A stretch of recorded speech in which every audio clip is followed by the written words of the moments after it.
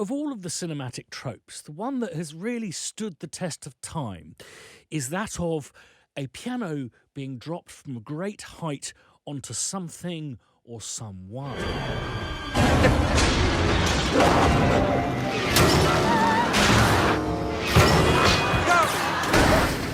Oops. It is sustained through the silent era, through the heyday of the Muppets, all the way to YouTube. Wow! On! And why is this? Is it the knowing familiarity of these objects, that they tend to be expensive, family heirlooms, really heavy, and not the kind of thing you should hoist into the air? Or is it because we all have a perception of what it would sound like once they come crashing back to Earth? The thing is, I have my suspicions about whether a piano would actually sound like that if you were to hoist it and drop it. So I thought I'd find out by taking a piano, hoisting it into the air, 100 feet into the air, and by and letting it fall back to Earth. I've recently learned how pianos actually work, and they're a weird Frankenstein-type object. It's actually a dulcimer with this keyboard mechanism attached, loaded into what is ostensibly a wardrobe. So the dulcimer is basically this solid cast iron frame, the thing that holds the strings at huge tensions. The average piano has just under 20 tons of tension in the strings. That's 20 giraffes. The thing is, the strings are actually very thin. They don't have a huge amount of surface area to move the air about with. So they're connected via this bridge here to the soundboard. This is the most important acoustic element of the piano.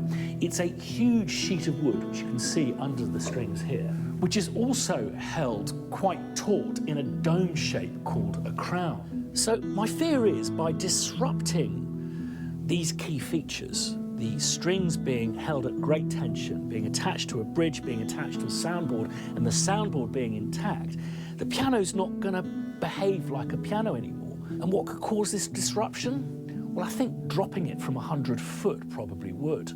Time to meet the GIMP.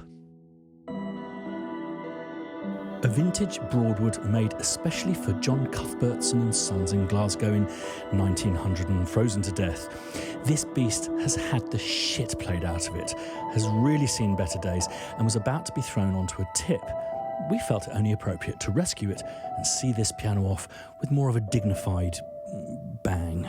And when I say it's had the shit played out of it, the elephant is falling off it. It's been played so hard, very much on its last legs. So in order to usher the very best, its inner beauty out, we thought we'd go and get some tools.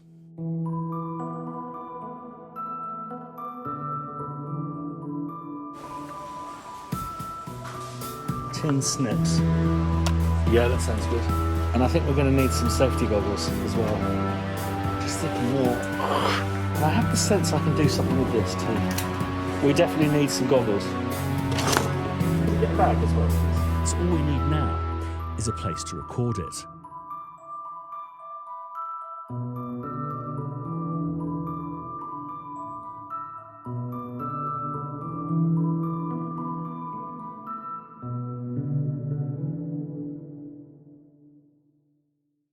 So here's the GIMP preserved for future generations.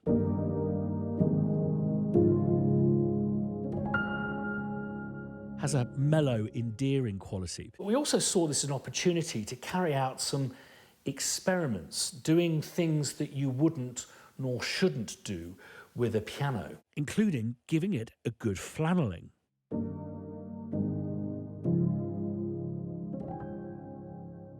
Beautiful. These instruments you can download for free from pianobook.co.uk, by the way. Just search for the GIMP. And then we started to get a little bit more aggressive, including rudely inserting nails in between the strings. Finally, it came to this.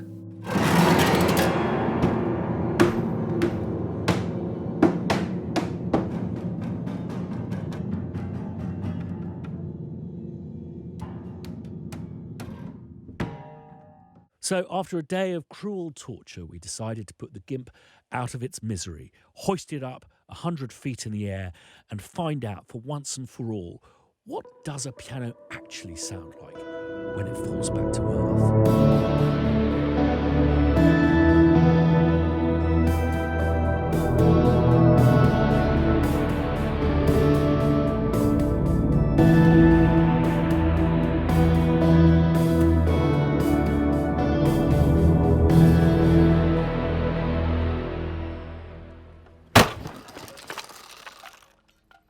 I think what's interesting about viewing the footage is the piano appears to explode on impact, as if those 20 giraffes worth of pent-up energy are finally released.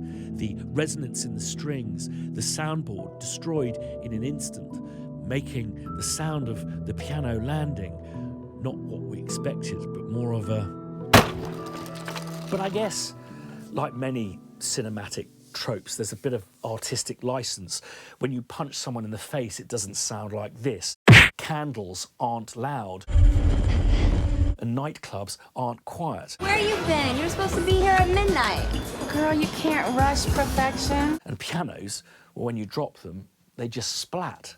But it's with the magic of cinema that we can bring forth a more dignified and sonorous end to the GIMP.